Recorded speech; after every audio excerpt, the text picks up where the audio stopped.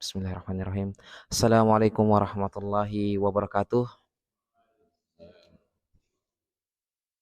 Innal hamdalillah nahmadu wa nasta'inu wa nastaghfir wa na'udzu billahi min syururi anfusina wa min sayyiati a'malina. May yahdihillahu fala mudhillalah wa may yudlil fala hadiyalah. Asyhadu an la ilaha illallah wa asyhadu anna Muhammadan abduhu wa rasuluh la nabiyya ba'da. Puji syukur kehadirat Allah Subhanahu wa taala atas limpahan rahmat dan karunia-Nya sehingga alhamdulillah pada kesempatan sore hari ini kita masih diberikan kesehatan, diberikan kesempatan sehingga kita dapat mengikuti agenda kurma pertemuan ke-8 ya, agenda berapa? Oh, ke-6 ya. Ya, kurma pertemuan ke-6. Insya Allah kita akan membahas materi yang insya Allah cukup penting dan penting sekali sih kalau menurut saya ya, bersama Ustadz yang alhamdulillah sudah berada di tengah-tengah kita, Ustadz Wahyudin. Dan salawat serta salam senantiasa kita kirimkan kepada baginda Nabi besar Nabi Muhammad sallallahu alaihi wasallam.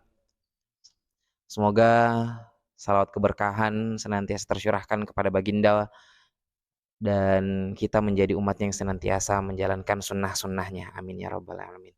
Baik, jamaah kurma kuliah Ramadan yang dirahmati Allah Subhanahu wa taala. Hari ini kita membahas terkait dengan sebuah materi yaitu parenting Islam, di mana kita menjadi persiapan ya, bukan hanya untuk yang sudah berkeluarga, tapi juga menjadi persiapan untuk mereka, kita dan teman-teman mungkin yang menyaksikan video ini nanti, yang belum berkeluarga, bagaimana kiat-kiat dalam menyiapkan rumah tangga, membangun keluarga, mendidik anak dalam konsep Islam. Dan tentunya ini sangat bermanfaat bagi kita dan sangat tidak boleh untuk kita anggap sepele ya, karena menyiapkan keluarga itu tidak semudah yang kita bayangkan, karena ya mungkin untuk yang berkeluarga sudah tahu betapa banyaknya, betapa rumitnya dalam membangun rumah tangga itu.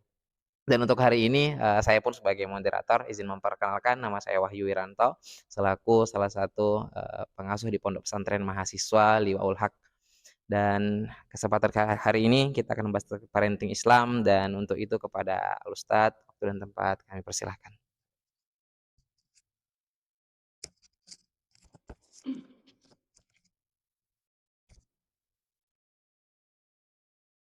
Baik, bismillahirrahmanirrahim. Assalamualaikum warahmatullahi wabarakatuh. Alhamdulillahirabbil alamin. Alhamdulillahilladzi anzala as-sakinata fi qulubil mu'minin liyazdadu imanan ma'a imanihim. Asyhadu an la ilaha illallah wahdahu la syarika lah wa asyhadu anna Muhammadan abduhu wa rasuluh alladzi la nabiyya ba'dah. Allahumma salli wa sallim wa barik ala sayyidina Muhammad wa ala alihi wa sahbihi ajma'in. Amma ba'du. Alhamdulillah kita bersyukur kepada Allah Subhanahu wa taala kembali hadir di pertemuan kedua atau di sesi kedua terkait dengan parenting Islami di agenda kurma. Apa kurma? Kuliah. Kuliah. Kuliahnya 15 menit gitu ya. Kuliah Ramadan ya. Mudah-mudahan apa yang kita diskusikan pada sore hari ini bermanfaat ya bagi kita, keluarga kita dan masa depan kita insyaallah. Salawat dan salam semoga senantiasa dilimpahkan kepada junjungan kita Nabi besar Muhammad sallallahu alaihi wasallam serta para keluarga, sahabat dan pengikutnya yang setia hingga akhir zaman. Berbicara tentang parenting Islami sama artinya kita sedang berbicara tentang satu di antara apa 5 prinsip syariah ya. 5 prinsip kenapa harus ada syariah gitu ya, syariat Islam tentunya. Ya. yang mana satu di antaranya adalah menjaga keturunan, gitu.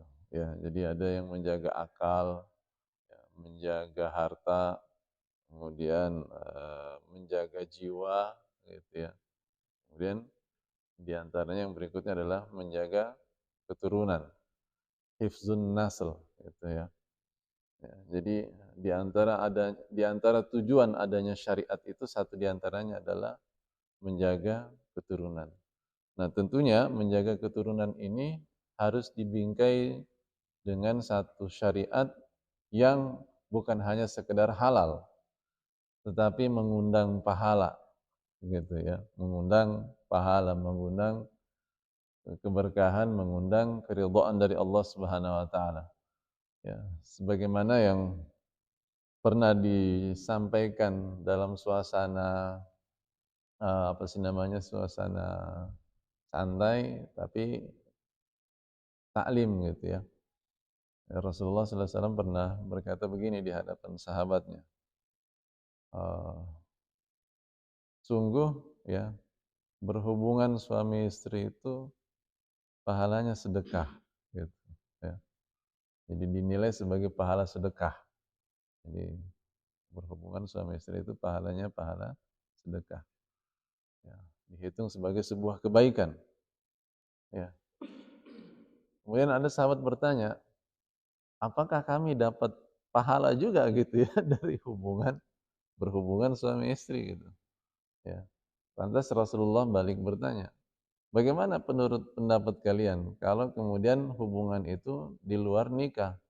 Apakah terhitung maksiat dan dosa?" Iya, betul. Kalau kemudian hal itu terhitung maksiat dan dosa, maka jika dibingkai dalam sebuah hubungan yang halal, perintah agama, maka dia juga bernilai pahala, gitu. Jadi, eee, kalau di luar nikah, pegangan ya, yang bukan muhrim itu berdosa, dinilai dosa, maka ketika sudah menikah, berpegangan tangan suami istri itu pahala, gitu, menggugurkan dosa, ya. Jadi aneh kelihatannya kalau ada suami istri jarang pegangan tangan, gitu. Aneh kenapa? Mereka tidak mau dapat pahala, gitu. Sudah halal tapi nggak mau dapat pahala, gitu. Ya, tapi jangan juga diposting-posting gitu ya. Kasihan yang belum nikah gitu. Ya. Ya. Jadi sangat penting kalau kemudian kita berbicara tentang parenting ya, karena dia sedang berhubungan dengan salah satu dari tujuan maqasidus syariah gitu ya, maqasid ya. Salah satu ya dari 5 tujuan syariah yaitu menjaga keturunan. Nah, kemarin saya sudah mengawali bahwasanya ini merupakan tanggung jawab bersama antara seorang ayah dengan ibu, antara seorang suami dengan istrinya. Tanggung jawab bersama yang dibingkai dengan satu apa, frame yang sama bahwasanya Allah Subhanahu wa taala memerintahkan kita, "Ya ayyuhalladzina amanu qu anfusakum wa ahlikum nara." Wahai orang-orang yang beriman, peliharalah dirimu dan keluargamu dari api neraka. Di sisi lain, Allah Subhanahu wa taala juga memberitakan kepada kita bahwasanya kelak di akhirat nanti jannatu adni jannatu adni yadkhulunaha min salaha min salaha abaihim wa azwajihim wa dzurriyyatihim, ya. Surga Aden yang kamu akan masuk di dalamnya, ya, bersama siapa? Bersama min salaha, dari orang-orang saleh, ya, dari bapak-bapakmu gitu ya, orang tuamu, dari istrimu ya, istri-istrimu dan juga anak-anakmu, ya. Orang-orang yang saleh. Nah, tentunya antara anak ya, antara orang tua,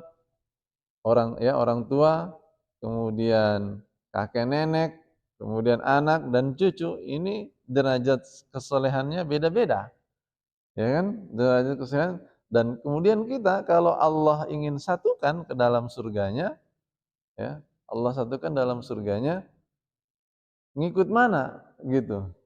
Ngikut yang paling rendah derajat kesolehannya atau yang paling tinggi derajat kesolehannya?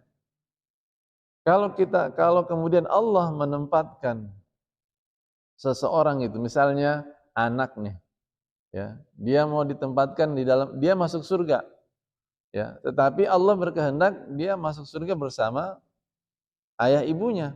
Nah, kebetulan ayah ibunya tingkat kesolehannya sedikit. Kenapa? Tidak hafal Quran misalnya. Sementara anaknya hafal Quran, gitu, ya. Nah, kalau kemudian surganya si anak ini diturunkan, Allah nggak adil, ya. Allah itu zalim. Kenapa? Mengurangi derajat surga seseorang, seorang hambanya, gitu, ya. Karena yang tadinya si anak misalnya derajat surganya, tingkatan surganya 10, gitu ya. Ayah ibunya tingkatan surganya 5, gitu. Nah, kalau si anak ini diturunkan surganya ke 5, berarti Allah zalim, berlaku tidak adil karena mengurangi surganya si anak. Maka yang Allah lakukan adalah Allah mengangkat derajat surganya si ayah dan ibunya untuk sama-sama dengan anaknya. Itu lebih mudah bagi Allah, dan inilah yang terkandung dalam surat At-Tur, ya, ayat 21. Allah Subhanahu wa taala tidak mengurangi sedikit pun pahala dari amal seseorang, gitu, ya. Jadi targetnya dua, terbebas dari neraka dan masuk surga sama-sama. Jadi bukan hanya sekedar terbebas dari neraka, bukan hanya sekedar masuk surga, tapi masuk surganya sama-sama. Jadi tujuan parenting Islami itu adalah bagaimana satu keluarga itu masuk surga sama-sama. Orang tuanya, kakek neneknya, kakek uyutnya gitu, anaknya, cucunya, cicitnya, bisa. Asalkan min solaha, ya, asalkan semuanya soleh gitu, asalkan semuanya beriman dan beramal soleh. Masalah tingkatan derajat amal solehnya itu nanti urusan Allah gitu. Yang penting dia soleh dan ya, beriman dan beramal soleh gitu, ya. Nah, kemudian yang pertama sekali disadari adalah bahwasanya ini adalah amanah dan tanggung jawab bersama. Jadi parenting Islam ini, parenting gitu ya, kedudukan kita sebagai orang tua nantinya, bahwasanya ini adalah amanah dan tanggung jawab bersama. Bukan hanya sekedar tanggung jawab seorang ayah, bukan hanya sekedar tanggung jawab seorang istri gitu, ibu, ya, tapi dua-duanya, ya, dua-duanya. Urusan rumah tangga itu bukan hanya urusan istri, ya, itu, ya, urusan suami juga, gitu. Karena Rasulullah terbiasa, ya, terbiasa cuci piring sendiri gitu ya, cuci baju sendiri, menjahit pakaian sendiri gitu. Walaupun sebenarnya istrinya bisa, ya, tapi Rasulullah ingin mengerjakannya sendiri gitu. Ya, artinya cukuplah seorang istri disibukkan dengan pekerjaan-pekerjaan rumah tangga lainnya, jangan lagi kemudian dibebani gitu ya. Jadi sekali lagi ini tanggung jawab bersama. Pun demikian dengan yang namanya mendidik anak juga, ya, tanggung jawab bersama. Walaupun ada sebuah kaidah yang mengatakan bahwasanya ya, madrasatul ula, begitu ya. Eh, Ibu gitu ya, al-ummi gitu, al-madrasatul ula, merupakan madrasah yang pertama dan utama bagi seorang anak. Jadi ibu itu adalah madrasah utama dan pertama bagi seorang anak. Maka berangkat dari sinilah kemudian eh, seorang suami atau seorang ayah ketika mau berbicara tentang anaknya, ya, itu diawali dengan memilih, ya, calon ibu bagi anak-anaknya. gitu ya. Jadi kita misalnya seorang laki-laki kan pasti bukan hanya sekedar berpikir, eee, istri saya modelnya seperti apa, tapi berpikir anak saya nantinya bagaimana, gitu. Jadi yang dipikirkan pertama kali anak saya nanti modelnya bagaimana. Nah, modelnya bagaimana anak saya itu sangat bergantung kepada bagaimana model istri saya. Ya, jangan kemudian berharap anak saya nantinya hafiz Quran gitu, ya. Oh, kemudian mendapatkan pendidikan dan adab yang Islami. Oh, bayangannya bagus saja. Tapi kemudian cari istrinya bukan di masjid gitu ya. Nyari istrinya bukan di tempat-tempat terdidik gitu ya. Nyari istrinya di mana? Di bioskop gitu, di bar. Ya nggak nyambung gitu ya. Bukannya ya ibaratnya ya salah salah cari tempat gitu ya. Ini ya kalau mau punya anak saleh, maka carilah ibunya di tempat-tempat yang bahwasanya itu tempat yang baik gitu loh. Ya, bagaimana mau mendambakan rumah tangga yang sakinah mawaddah warahmah tapi kemudian mencari pasangan hidup ya bukan di tempat yang mendatangkan sakinah mawaddah warahmah gitu ya. Jadi ini merupakan tanggung jawab bersama. Nah, kemudian di dalam Al-Qur'an itu ada eh, teladan, ada teladan, 4 teladan. Walaupun teladannya teladan keburukan. Ada teladan keburukan, ada bukan teladan lah namanya. Ada 4 model ya, rumah tangga yang Allah Subhanahu wa taala kisahkan. Ya, yang Allah Subhanahu wa taala kisahkan. Rumah tangga yang pertama adalah rumah tangganya Abu Lahab. Ya, rumah tangganya Abu Lahab. Tabbat yada abi lahabi wa tab. Ya. Nah, rumah tangga Abu Lahab ini adalah rumah tangga yang suami istri bantu-membantu masuk neraka. Gitu. Ya. Wa mar'atuhu. Jadi istrinya juga sama aja. Itu. Bukan hanya suaminya. Jadi suami istri ini adalah prototipe yang bantu membantu ya kepada keburukan, perbuatan jahat ya. Jadi misalnya istri bilang begini suami ya, "Pah, nanti pulang bawa eh, dompet yang tebal ya. Terserah mau halal mau haram, pokoknya yang mama tahu isi dompetnya tebal gitu ya. Pah, pulang nanti bawa mobil baru ya. Nggak tahu mau datang dapat duit dari mana, pokoknya saya mau mobil yang baru." Nah, begitu itu. Jadi akhirnya ya si suami termotivasi, yang penting bawa mobil pulang. Terserah hasilnya dari mana, mau merampok, mau judi kek, gitu.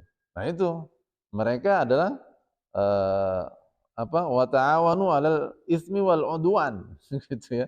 Wa ta'awanu 'alal itsmi wal 'udwan. Mereka saling bantu membantu dalam perbuatan keburukan dan maksiat gitu. Padahal Allah larang, seharusnya kita ini adalah wa ta'awanu 'alal birri wat taqwa gitu. Nah ini, kemudian rumah tangga model yang kedua adalah rumah tangganya Fir'aun. Ya, rumah tangga Fir'aun. Apa rumah tangga Fir'aun? Ya Fir'aun ya terkenal bapaknya apa sih namanya? Bapaknya ahli maksiat lah. Nenek moyangnya gitu. Ya. Tapi istrinya apa? Istrinya di surga. Istrinya berdoa, "Ya Allah, bangunkan aku ya rumah di dalam surgamu," gitu. Ya, jadi istrinya siapa? Aisyah gitu ya. Aisyah adalah penghuni surga. Jadi sekejam-kejamnya Firaun ya tetap saja kemudian istrinya tidak berpihak kepada Firaun. Dia punya jalan sendiri gitu. Ya, sehingga kemudian istrinya masuk surga. Model yang ketiga adalah saya ringkas-ringkas saja, modelnya keluarga Nabi Nuh dan Nabi Lut alaihissalam. Ya. Suaminya nabi, ya, suaminya nabi, Nabi Lut, Nabi Nuh. tapi kemudian istrinya masuk neraka. Gitu. Jadi yang kalau berbalikan dengan yang tadi, kalau Firaun masuk neraka, istrinya masuk surga. Nah, kalau Nabi tadi, Nabi Lut dan Nabi Nuh, ya suaminya masuk surga, istrinya masuk neraka. Nah, model yang keempat adalah keluarganya Nabi Ibrahim alaihissalam. Suami istri masuk surga, ya. Anak-anaknya masuk surga, ya. Karena bahkan anak keturunannya menjadi nabi. Nabi Ibrahim itu punya anak dua, Ismail dan Ishak. Dua-duanya jadi nabi, ya. Dari Ishak, ya, punya anak yang namanya Yakub. Yakub punya jadi nabi. Yakub punya anak namanya Yusuf. Yusuf juga jadi nabi, gitu. Jadi dari keluarga soleh ini lahir keturunan yang soleh dan soleha. Nah, kira-kira dari 4 model ini mau pilih yang mana? Hah? Mau keluarga Abu Lahab atau mau keluarganya Firaun? Ya, yang penting istrinya masuk surga aja ya. Suaminya mah terserah aja lah, gitu. Atau mau seperti Nabi Lot? Atau mau Nabi Ibrahim? Ya. Pasti kita sepakat memilih Nabi Ibrahim. Betul tidak? Nah, cuma Nabi Ibrahim istrinya 2. Itu dia masalahnya. Ya. Masalahnya bagi kita, kalau bagi Ibrahim tidak ada masalahnya. Gitu. Ya. Nah, setelah punya visi misi yang sama terkait dengan rumah tangga, bahwasanya kita ini harus perjelas dulu nih sebelum menikah nih. Mau bagaimana kita? Mau model rumah tangga bagaimana? Ya. Mau sama-sama terhindar dari neraka dan sama-sama masuk surga enggak? Gitu. Jadi sebelum menikah itu, ya, betul-betul harus dipastikan bahwasanya kita berada di visi misi yang sama ketika berumah tangga. Ya, jadi bukan hanya sekedar saya suka kamu, bukan. Itu betul, betul gitu, boleh gitu, sah-sah saja. Ya, tapi harus lebih melangkah dari sekedar saya suka kamu. Ya, saya suka fisik kamu gitu, penampilan kamu, harta kamu gitu, keturunan kamu gitu. Tapi harus sampai melangkah kepada saya suka agama kamu gitu. Ya. Nanti dari sinilah kemudian berangkat, ya, rumah tangga yang kita idam-idamkan bersama. Nah, setelah berumah tangga, singkat cerita, setelah berumah tangga, ya, sudah punya visi misi yang sama, maka berikutnya adalah punya kesepakatan bersama bahwasanya kita ini akan, ya, menghadirkan anak yang saleh dan salehah. Gitu, ya. Jadi punya sepakat. Nah, begitu punya kesepakatan punya anak, ya, yang saleh dan salehah, ya, maka harus didapatkan dengan cara yang sesuai sunnah, gitu. Ya, harus didapatkan dengan cara yang sesuai sunnah. Nah, ini agak spesifik berbicaranya ya. Ya, jadi kalau mau mendapatkan anak yang saleh itu ya ada adab-adabnya gitu ya. Nah, di antara adab yang terpenting itu baca doa dulu gitu. Ya kan? Jangan dilupa baca doanya gitu ya. Gitu ya Agung ya. Jadi kalau tidak baca doa, jadi karena begitu baca doa, ya, ya tentunya begitu habis nikah kan disunahkan sholat 2 rakaat gitu ya. Kemudian sama-sama gitu. Bagaimana kalau nikahnya di gedung? Ya, cari caranya lah bagaimana caranya gitu ya. Ada tempat gitu sholat 2 rakaat. Jadi bukan hanya sekedar batal wudhu gitu. Kan biasanya kalau di kita hanya sekedar nogerojene gitu ya, batal wudhu. Ya, batal wudhu menurut Imam Syafi'i gitu. Ya, batal wudhu gitu. Habis itu wudhu lagi. Ya, ayo kita sholat 2 rakaat. Ya, begitu sholat 2 rakaat, salim, cium tangan, kemudian si suami cium kening istri. gitu ya. Ya, kemudian baca doa, ya, ya Allah saya mohon kebaikan ya darinya ya dan kebaikan apa yang menyertainya gitu ya. Saya mohon kebaikan padanya, pada dirinya dan kebaikan yang menyertainya. Ya, dan saya berlindung kepadamu dari keburukannya dan keburukan yang akan menyertainya. Ya pakai bahasa Indonesia aja lah kalau nggak hafal bahasa Arabnya gitu. Ya. Intinya berdoa gitu. Ya. Dan seterusnya, malam pertama dan begitu. Ini sekali lagi kalau namanya kuliah ini ya bisa berbulan-bulan, ini satu semester juga ya. Seharusnya begitu. Ya, sayang di kita ini eh, apa sih namanya tidak menganggap penting parenting Islami ini. Ya, mereka menganggap bahwasanya parenting Islami itu nanti setelah menikah. Oh salah.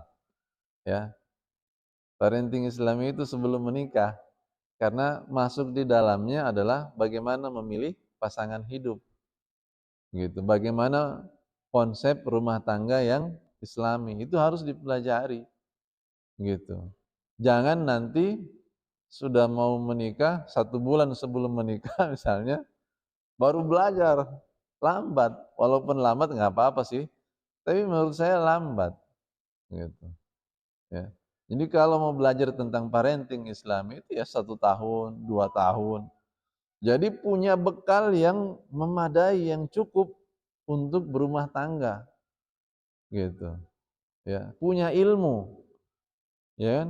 Masa mau sarjana saja rela kuliah bertahun-tahun gitu, 3-4 tahun kan, atau 5 tahun mungkin, ya kan?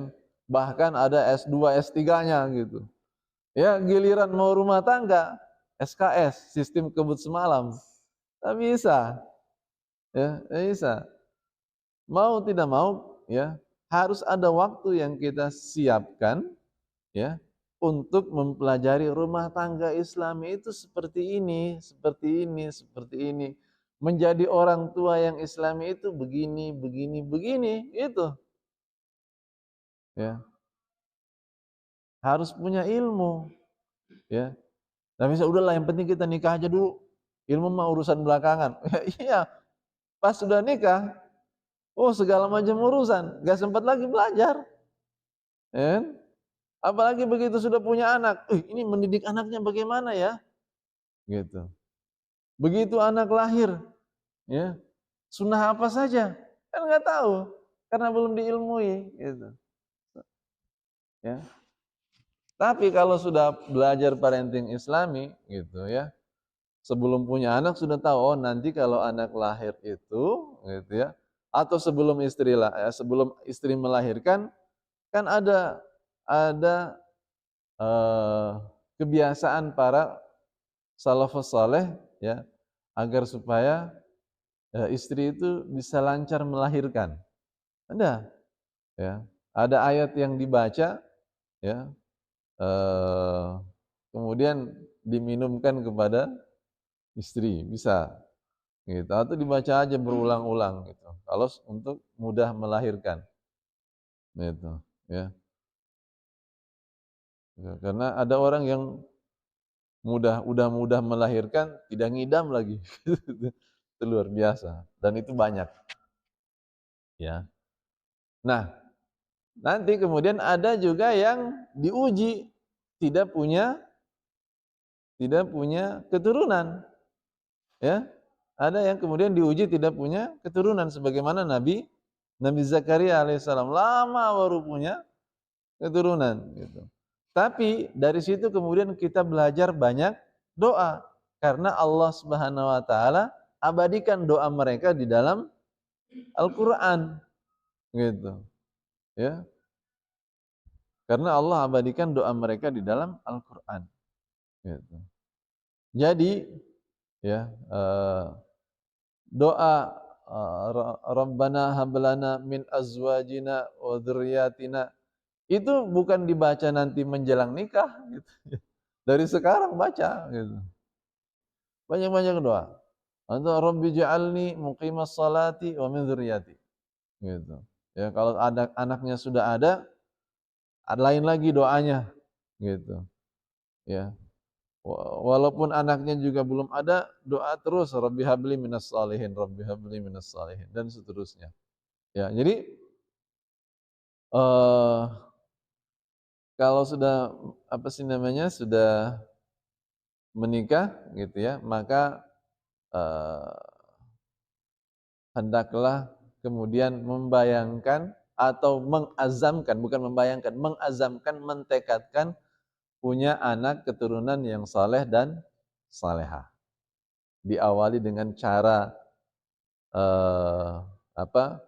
Ikhtiar untuk mendapatkannya dengan cara-cara yang sesuai dengan diajarkan oleh Rasulullah sallallahu alaihi wasallam gitu. Ya ini agak spesifik ya, terutama kalau laki-laki ya. Saya biasanya mengajarkannya khusus di forum laki-laki dengan cara yang sangat spesifik gitu. Cara berhubungan suami istri. Karena apa? Dulu saya diajari begitu oleh guru saya. Nanti kalau kamu begini, begini, begini, begini, gitu. Ya sehingga sesuai dengan apa yang diajarkan oleh Rasulullah SAW, gitu. Ya, misalnya dan Rasulullah tidak malu ya. Kalau kita jangan Rasulullah itu tidak malu mengajarkan kepada para sahabatnya. Misalnya Rasulullah bilang begini, janganlah kamu mendatangi istrimu seperti ayam. Ya, tahu nggak maksudnya? Kalau orang yang sering memperhatikan ayam, dia pasti tahu maksudnya. Ya, Antum pernah lihat ayam kawin? Pernah lihat nggak ayam kawin? Ya, secepat kilat gitu. Ya, bagaimana mau prakteknya? Jadi dipelajarinya sebelum nikah gitu. Baca buku. Ya, apa sih namanya? Kado pernikahan untuk istriku. Ada buku juga Kupinang Engkau dengan Hamdalah. Ada menjadi pengantin sepanjang masa. Banyak bukunya itu. Buku yang memuat di dalamnya ada prewed gitu ya. Bukan hanya fotonya gitu. Kan kita ini lebih cenderung menyiapkan apa? Foto prewed gitu ya. Foto preweddingnya. Ilmu prewednya tidak disiapkan gitu. Dan jangan salah ya, eh, bukan hanya rumah tangga apa sih namanya orang-orang yang yang biasa-biasa saja yang kemudian tidak bertahan lama. Kadang-kadang rumah tangga yang aktivis Islami juga ada yang tidak bertahan lama, ya, karena bekal ilmunya tidak memadai. Dan ya, setan yang paling dianggap sukses di kalangan para setan gitu ya. Jadi setan yang paling sukses dianggap yang paling sukses di antara sesama setan ya adalah setan yang berhasil memisahkan suami istri. Jadi sehebat-hebatnya setan bukan setan yang bikin kita korupsi misalnya ya, berhasil ninggalin sholat gitu. Betul ninggalin sholat kan dia kalau dia tobat Allah ampuni. Ya dia tobat kemudian dia perbaiki Allah ampuni. Gitu. Ya, makanya setan itu jengkel sekali. Saya sudah bikin kau ini tidak sholat. Tiba-tiba dapat hidayah, taubat, ya. Kemudian minta ampun, diampun melihat langit. Ya. Kan langit ini ada batasnya kan? Nah, sejarak itu tingkatnya. Nanti kita begitu sampai di langit itu, nanti tingkat surga berikutnya ya ibarat melihat langit lagi. Jauh. Nah, orang yang di bawah itu kalau lihat surga di atas, kapan gitu ya? Saya bisa naik ke surga yang di atas. Begitu. Karena apa? Beda fasilitas. Kan beda, hotel bintang 1, hotel bintang 2, hotel bintang 3, hotel bintang 5, beda kan? Gitu. Nah, sama. Gitu. Surga tingkat 1, tingkat 2, tingkat 3 beda. Nah, ada orang tua, ya, ada orang tua yang di dalam surga itu naik. Kemudian dia bertanya, "Ya Allah, kenapa tingkatan surga saya ini naik?" Apa jawaban Allah? Karena istighfar anakmu. Bayangkan, ya. Karena istighfar anakmu. Jadi ketika kemudian kita beristighfar, astagfirullahaladzim, astagfirullahaladzim, ya, Rabbighfirli wa liwalidayya, Rabbighfirli wa liwalidayya, Rabbighfirli wa liwalidayya, wa tub alayya innaka antat tawwabur rahim. Maka setiap kali kita mengatakan Rabbighfirli wa liwalidayya, naik surganya orang tua kita. Naik terus gitu. Jadi kalau mau surganya orang tua kita naik gitu, maka doakanlah kedua orang tua kita. Nah, kita kalau mau didoakan ya harus punya anak yang saleh gitu. Kemudian apa? Anak yang saleh itu keuntungannya, dia akan bersedekah untuk orang tuanya. Gitu. Ya. Ada orang tua di dalam kuburnya gelap gulita. Ya, tiba-tiba terang benderang. Tiba-tiba terang benderang. Kemudian dia bertanya, "Kenapa kuburanku terang benderang?" "Anakmu bersedekah atas namamu." Gitu. Jadi walaupun orang tua kita sudah meninggal dunia, lantas kemudian kita bersedekah atas namanya, maka pahalanya sampai kepada dia. Nah, untungnya punya anak soleh ya seperti itu. Kalau kita punya anak soleh, mereka akan bersedekah atas nama kita. Ya, kalau kita bersedekah, saya bersedekah 10.000. Pahalanya kita dapat 10.000 dari sedekah itu. Tapi kemudian kita berkata, "Ya Allah, saya bersedekah atas nama orang tua saya. Bismillah, 10.000." Maka pahalanya orang tua dapat, kita dapat. Maka sangat rugi sekali kalau kemudian kita bersedekah tanpa mengikut sertakan kedua orang tua kita. Rugi. Karena apa? Antum tidak menolong orang tua antum. Begitupun kalau kita punya anak soleh, kelak kita akan ditolong oleh anak-anak kita. Demikian, ini sudah lihat berapa ini? Oh belum. Lewat 11 atau 10? 12. Ya, sambil berdoa ya, masing-masing sambil berdoa. Doanya pendek-pendek aja. Rabbighfirli wa liwalidayya. Ya. Nah, kemudian apa? Punya anak soleh. Kalau anak soleh ini haji dan umroh, maka dia bisa membadalkan ya orang tuanya untuk haji dan umroh, gitu. Ya. Kalau anaknya ini ahli Al-Quran, hafiz Quran, maka orang tuanya dapat mahkota, gitu. Ya. Kemudian apa? Dia menjadi penjaga nama baik kedua orang tuanya. Jadi kalau ada kita punya anak soleh, baik betul ini anak leh. Siapa papa mamanya? Kan begitu. Ya. Siapa ini papa mamanya ini anak ini? Baik betul ini anak. Kan begitu. Ya. Maka keuntungan ketika punya anak yang saleh dan soleha adalah menjaga nama baik. Baik, ini sebagai penutup ya. Baru ya. Baru berapa bab ya? Bentar.